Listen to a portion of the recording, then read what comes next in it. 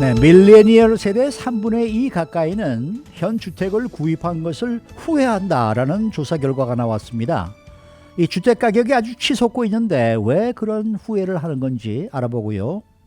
또 이달 말 메모리얼 데이 연휴를 시작으로 여행 계획을 하시는 분들이 상당히 많으실 텐데 항공편 가격은 다시 오르고 중간 좌석도 차게 되면서 각종 수수료도 되돌아오고 있습니다.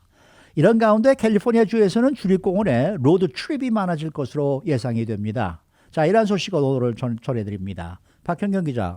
네, 안녕하십니까. 먼저 이 상당수 밀레니얼 세대들이 지금의 주택을 구입한 것을 후회한다. 이건 어떤 내용이죠? 네, 전체 64%의 밀레니얼 세대가 네. 현재 소유한 주택 구입을 후회하는 것으로 나타났습니다. 아.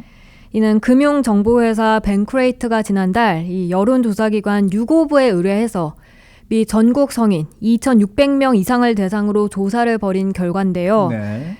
25살에서 40살 사이의 밀레니얼 세대 64%는 이 주택 구입을 후회한다라고 밝혀서 이 비율이 확실히 다른 세대들보다 더 많은 것으로 확인됐습니다. 64%는 상당히 많네요. 그렇죠. 지금 보면 41살에서 56살 사이인 X세대는 45%만 후회한다고 했고요. 네. 57살에서 75살 사이 베이비 부머 세대의 경우엔 단 33%만 후회한다고 대답했습니다. 그래서 보면 세대를 불문하고 후회하지 않는다는 대답이 전체 57%였는데 밀레니얼 세대에선 37%만 후회가 없다고 밝혔고요. 그렇게 밀레니얼 세대만 과반이 현재 주택을 구입한 것에 후회하는 것으로 조사가 됐습니다. 다만 한 가지 공통적으로 나타난 게 있긴 했는데 전체 주택 소유주 43%가 자신의 주택 최소한 한 가지에 대해선 만족하지 못한다는 점이었습니다. 아니 근데 우선 무엇 때문에 그렇게 후회를 하는 거예요? 유지비와 그 외 다른 비용이 너무 많이 들어간다는 점입니다. 주택을 구입하기 전 이런 비용들을 과소평가했던 거죠. 네네. 이건 모든 주택 소유주들이 가장 많이 후회하는 점이긴 했는데요. 전체 16%가 이 유지비와 그 밖에 다른 비용이 너무 비싸다는 점 때문에 현재 주택을 구입한 걸 후회한다고 밝혔습니다. 그런데 밀레니얼 세대로 가보면 이 점을 후회하는 비율이 더 높아집니다. 전체 21%, 10명 가운데 2명꼴이 후회스럽다고 했습니다. 네. 이전부터 주택 구입자들이 많이들 후회하는 부분일 텐데 예를 들면 어떤 건지 좀 사례를 들어볼까요? 네, 올해 38살 베스 홈스 로버츠는 지난 2019년 1월에 첫 주택을 장만했습니다. 텍사스 샌안토니오에 4bedroom, 2bedroom 19만 5천 달러에 나왔길래 이건 사야겠다라고 생각을 했다 하는데요. 그렇게 구입을 했고요. 근데 그게 60년 정도 된 집입니다. 그러다 보니 사고 나서 뭐 관리하거나 수리할 부분이 한두 가지가 아니었습니다. 지난 2년 동안 플러밍 이슈 너무 많았다 했고요. 뭐 욕조에 물 안 내려가는 것부터 해서 변기 고치는 것까지 그 밖에도 그라지 문도 새로 교체해야 했습니다. 그 홈스 로버츠 가족이 지난 한 해 받은 경기 부양 체크가 6,500달러 정도에 달했다 하는데요. 그 돈이 모두 다 이 주택 유지비에 들어갔다고 합니다. 홈스 로버츠는 주택 유지는 주택을 소유하고 있는 한 끝나지 않고 계속되는 챌린지라고 토로했습니다. 그거 사실이에요. 그런가요? 그거 사실이에요. 주택 유지비 외에 또 후회하는 다른 이유들은 무엇이 있었습니까? 그 다음으로 후회하는 게 너무 작은 집을 샀다는 거였습니다. 전체 9%, 밀레니얼 세대 14%가 너무 작은 규모의 집을 구입한 걸 가장 후회한다고 했는데요. 이번엔 특히 코로나19 때문에 좀 공간이 넓은 큰 집을 많이들 선호했는데 그러다 보니 만약에 그 전에 작은 집을 산 경우엔 더욱 후회가 됐던 것으로 보입니다. 이어 주택 위치를 후회한다는 응답이 세 번째로 많았습니다. bad location, 나쁜 위치를 전체 9%, 밀레니얼 세대는 15%가 후회했습니다. 그러니까 밀레니얼 세대의 경우에 이제 집이 작다는 것보다도 나쁜 위치를 택했다는 걸 더 많이 1%긴 하지만 조금 더 많이 후회했습니다.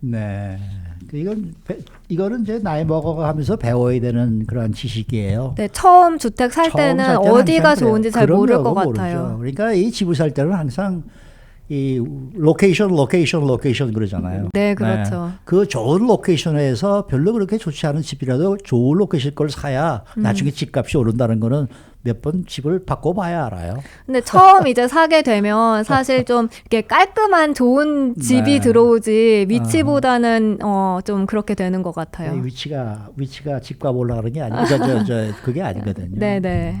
그 밖에 다른 응답들도 많다고 하는데 어떤 게 있습니까?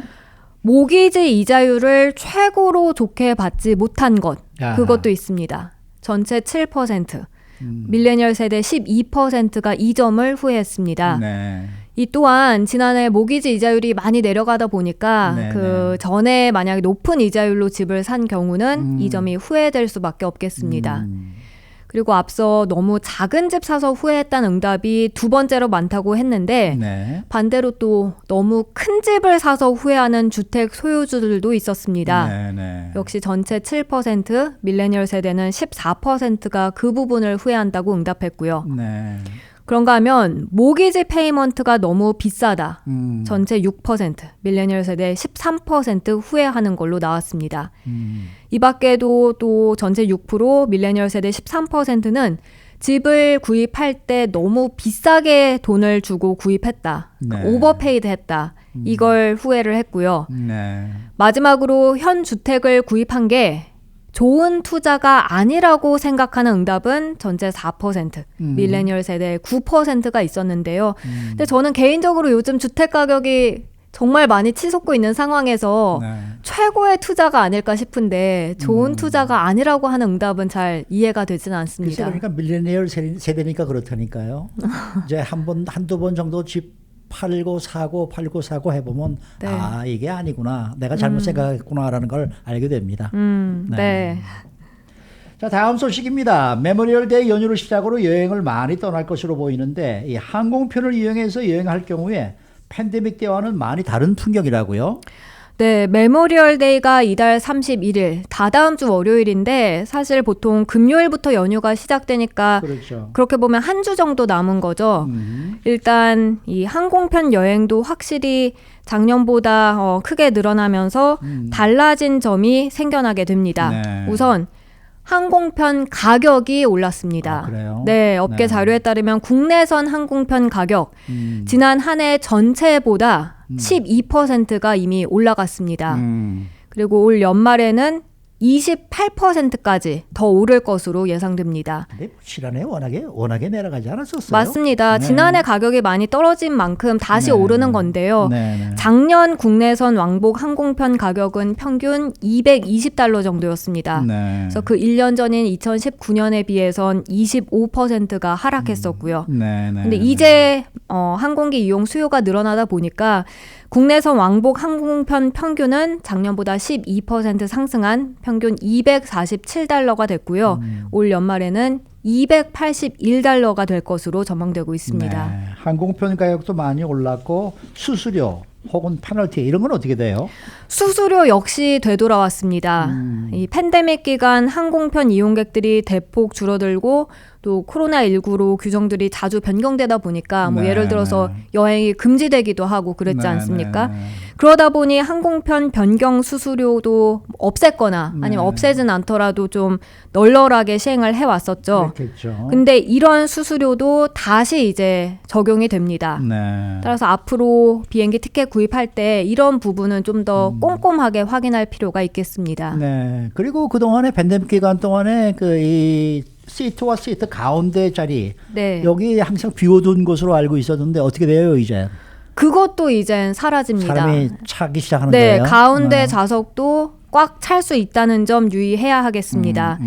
지난달 초에 지난해 네네. 델타, 아메리칸, 알래스카, 네. 프론티어, 하와이, 젯블루 그리고 사우스웨스트 항공사가 그 항공기 안에서도 사회적 거리두기 준수하게 하기 위해서 가운데 좌석을 비워뒀는데요. 그랬었죠. 근데 지금 말씀드린 이 모든 항공편들은 그 가운데 좌석 비우는 규정을 모두 끝내버렸습니다. 네네. 미 대형 항공사들 가운데선 델타 항공사가 가장 마지막으로 그 규정을 없앴는데요. 네네. 지난 4월 지난달 30일에 끝내버렸습니다. 아, 그래서 이제 항공기 이용할 때도 앞으로 가운데 좌석까지 꽉 찰 수 있겠습니다. 네, 그만큼 사람이 많이 탄다는 얘기죠. 네, 그렇습니다. 네. 항공편 여행보다는 아무래도 로드트립이 많이 인기겠죠, 이번에도. 네, 특히 이번 메모리얼 데이 연휴에는 더더욱 그럴 걸로 보이는데요. 여행 떠나는 남가주 주민 90% 가까이가 차를 타고 여행에 나섭니다. 네. 이건 지난해보다 7% 더 늘어난 수치입니다. 네, 여행지에도 변화가 또 생길까요? 네, 보통 인기 여행지 5곳 이런 식으로 많이 꼽잖아요. 네. 작년 같은 경우 보면 뭐 라스베가스, 샌디에고, 그랜드 캐년 국립공원, 샌프란시스코, 그리고 애나하임 이렇게 그랬죠. 네, 항상 네. 이게 변함없이 그렇죠, 유지가 됐는데요. 근데 이번엔 여기서 두 곳이 빠져버립니다. 애나하임과 샌프란시스코. 이건 빠지게 되고 그리고 또 대신 넘버원이 자이언 브라이스 캐년 국립공원입니다.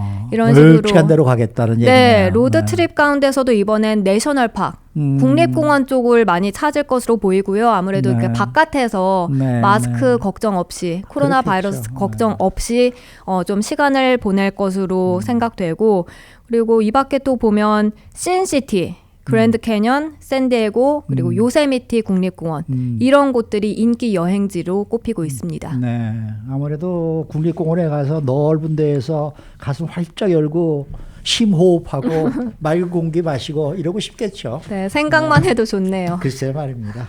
수고 많으셨습니다. 네, 고맙습니다. 박현경 기자였습니다.